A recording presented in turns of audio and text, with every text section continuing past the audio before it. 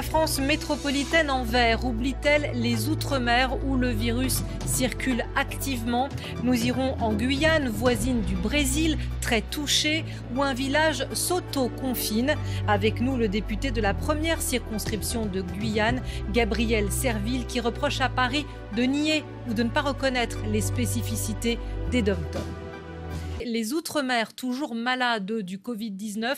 Après Mayotte, où nous nous sommes rendus hier, la Guyane, ce soir, toujours en orange, passée au stade 3 de l'épidémie, et voisine du Brésil, dont on a beaucoup parlé sur ce plateau, où le virus circule activement. Le nombre de cas positifs en Guyane a doublé en une semaine. Le second tour des élections municipales est reporté. Et par précaution, ce village amérindien a décidé de s'auto-confiner. Roland Pidéry et Yves Robin.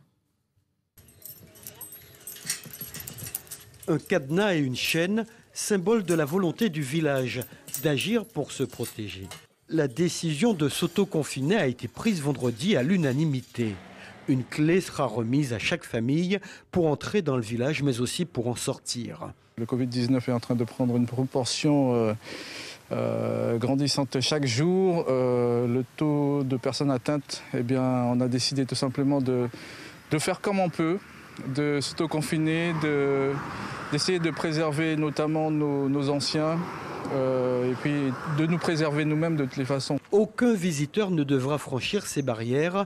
La peur s'est installée chez les villageois et les anciens sont inquiets de voir l'épidémie se répandre à toute vitesse sur l'ensemble du territoire. Ça fait peur puisque on a des grands-parents qui sont dans le village, donc on est inquiet. Un sentiment d'inquiétude qui gagne également les jeunes. Pour certains, l'épidémie a jeté une ombre sur leur avenir, à l'image de Albercia, qui devait passer son bac en juin. C'est un peu compliqué pour nous, pour savoir ce qu'on va faire après plus tard, et surtout quand on n'a pas trop d'idées comme moi. Mais bon, en ce moment, je travaille. On va dire, oui, c'est inquiétant pour savoir pourquoi, parce que on ne sait pas comment ça va se dérouler. L'autoconfinement fonctionne avec des règles souples. Les sorties sont autorisées pour aller travailler. Cette action de prévention sera maintenue jusqu'à nouvel ordre. Et pour réagir sur notre plateau à France Info, Gabriel Serville. Bonsoir monsieur. Bonsoir. Député de la première circonscription de Guyane. On vient d'avoir monsieur Vallaud, Boris Vallaud, coprésident de la commission d'enquête parlementaire. Est-ce que vous, en tant que représentant de ce territoire d'outre-mer, vous attendez aussi des réponses dans la gestion de l'épidémie par rapport à ce qui se passe chez vous? Mais je crois qu'encore plus que pour les territoires de France hexagonale, les territoires d'outre-mer attendent d'avoir des éclaircissements et d'avoir des réponses par rapport à la manière dont cette crise a été gérée, notamment deux territoires que sont la Guyane et Mayotte qui souffrent énormément de ce que moi j'appelle l'imprévoyance des chefs, de ceux qui nous gouvernent. Et malgré toutes les alertes que nous avons lancées dès le départ, on a bien compris que le compte n'y était pas et le compte n'y sera pas dans les jours qui viennent, hélas. Dans le 23h et sur France Info en général, on traite très régulièrement des Outre-mer et ces appels de la Guyane et de Mayotte à des renforts sanitaires, à l'arrivée de médecins, à de meilleures structures hospitalières, à des respirateurs, à des lits, on les a relayés très souvent. Et vous nous dites aujourd'hui, sur ces territoires, rien n'a bougé, ces appels sont restés vains? Alors, je ne dis pas que rien n'a bougé, je dis simplement qu'on est parti avec trois guerres de retard. Le président de la République avait bien dit que la France était en guerre, les Outre-mer y compris. Et donc, dès le départ, quand on a vu que le virus commençait à circuler à travers le monde, et avant même qu'il n'arrive en Guyane, avant même qu'il n'arrive sur les autres territoires d'outre-mer, nous avons tiré la sonnette d'alarme pour dire que notre système hospitalier était déjà largement déficitaire et qu'il ne fallait pas attendre nécessairement qu'on soit au pied du mur pour réagir. Donc, l'ARS, chez nous, les différentes préfectures, n'ont pas compris les signaux et donc n'ont pas donné les moyens à ces systèmes de santé de pouvoir réagir. Et donc, il se trouve qu'en ce moment, nous sommes continuellement en train de courir après le temps. On essaie de rattraper, mais comme je vous le disais précédemment, on a 3 guerres de retard, donc ça sera difficile de contenir le coronavirus sur nos latitudes. Quand vous interpellez le gouvernement sur le fait qu'il plaque un peu des visions hexagonales sur ce qui se passe chez vous, pour que nos téléspectateurs comprennent bien sur quel détail, sur quelle partie de l'épidémie chez vous, de son traitement, il faudrait s'adapter et faire différemment? Alors, je prends le cas de la Guyane. Le 1er février 2020, j'adresse à M. le préfet un courrier. Je lui dis que les critères qui sont élaborés au niveau national ne seront pas suffisants pour la Guyane parce que ce n'est pas les mêmes critères, ce n'est pas le même environnement. J'avais pris l'exemple des 2 fleuves frontières qui séparent la Guyane du Suriname et du Brésil. Et je disais que traiter le problème sur le territoire de la Guyane, mais ne pas regarder ce qui se passait sur le fleuve, qui n'est pas vraiment une frontière, mais qui est plutôt un bassin de vie sur lequel les gens ont l'habitude de vivre ensemble, de circuler, d'aller et venir, risquerait d'être vain.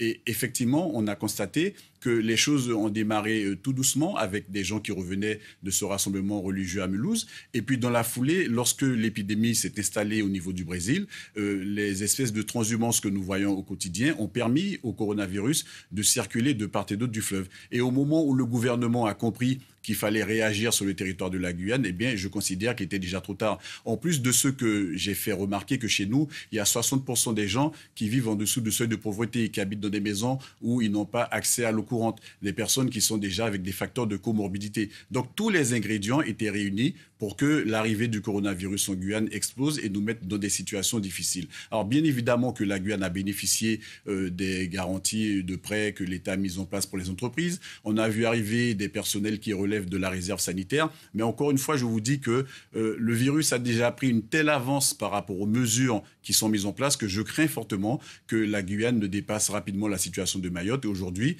la DG de l'ARS nous annonce qu'il y aura des morts, qu'il y aura des situations... L'ARS, l'Agence régionale de santé. Et qu'on a intérêt vraiment à être patient, mais en sachant que nous allons au-devant d'une crise sanitaire majeure. Et puis il y a cette vague au Brésil, enfin c'est... Vous le disiez, il y a le fleuve qui vous sépare du Suriname, mais il y a aussi le Brésil. Et on en a aussi beaucoup parlé ici sur notre antenne de cette gestion qui dépend vraiment des États, des gouverneurs. Mais enfin, l'épidémie avance. Là-bas, comment on fait comment la France, avec la Guyane, fait en sorte de gérer face au géant brésilien qui n'est pas forcément très coopératif? Alors, le géant brésilien n'est pas coopératif, mais encore une fois, quand on le dit, ça n'est pas pour stigmatiser les Brésiliens avec lesquels nous avons l'habitude de vivre en parfaite harmonie. Mais vous allez observer qu'il y a 2 territoires d'outre-mer qui sont les plus touchés, c'est Mayotte et la Guyane. Je considère qu'au-delà des configurations géographiques, ce n'est pas tout à fait un hasard. Ce sont 2 territoires que nous évoquons souvent dans nos questions au gouvernement, aussi bien à l'Assemblée nationale qu'au Sénat, parce que ce sont 2 territoires qui souffrent de très très gros retards de développement à tous les niveaux, au niveau éducatif, au niveau santé, au niveau des équipements, d'infrastructures, etc. Et donc nous considérons que ce auquel nous assistons aujourd'hui, ça n'est qu'un aboutissement d'une logique de développement qui a été mal assumée par le gouvernement, qui n'a pas toujours donné à ces territoires d'outre-mer les moyens de se développer comme on pourrait le faire pour les autres territoires de France hexagonale. Et donc je crois qu'il est important de profiter de cette mauvaise opportunité pour poser à nouveau les vraies questions de savoir comment à 7 000, 10 000, 8 000 kilomètres de Paris, on peut desserrer l'étau et puis faire en sorte que les élus qui sont à la base, les personnes, les associations, les institutions qui font battre le cœur de ces territoires soient mieux entendus, qu'ils soient mieux écoutés que ce qu'on a fait jusqu'à aujourd'hui. Donc un peu de la décentralisation qu'appelait, en tout cas que semblait dessiner le chef de l'État lors de son intervention. De la décentralisation mélangée à de la déconcentration, mélangée à de la différenciation. Mais il ne faudrait pas que ce soit que dans les mots. Il faudrait que dans les faits et que dans les actes, on voit véritablement cette motivation de la part du président de la République. Message passé ce soir dans le 23h. Gabriel Serville, député de la première circonscription de Guyane. Merci beaucoup, monsieur, d'être venu commenter cette situation compliquée, difficile de l'épidémie, toujours active dans ce territoire français.